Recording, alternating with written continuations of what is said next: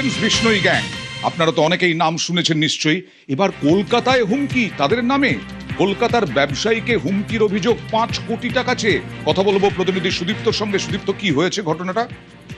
দেখো, এবার খাস কলকাতাতে লরেন্স বিষ্ণুই গ্যাং এর নাম করে 5 কোটি টাকার হুমকি এবং প্রাণনাশের হুমকি দেওয়া হয়েছে কলকাতার ভবানীপুরের এক ব্যবসায়ীকে। এবং যেটা জানা যাচ্ছে যে ব্যবসায়ীর 30শে জুন থেকে তাকে লাগাতার হুমকি দেওয়া হচ্ছে, বিভিন্ন আন্তর্জাতিক নাম্বার থেকে তাকে ফোন করা হচ্ছে, হোয়াটসঅ্যাপ কল, এবং সেখানেই বলা হচ্ছে যে 5 কোটি টাকা লাগবে, নইলে প্রাণনাশের হুমকি দেওয়া হয়েছে। এবারে যেটা বিষয় হচ্ছে, এই বিষয়ে এফআইআর হয় এবং তারপরে তদন্ত শুরু হয়েছে।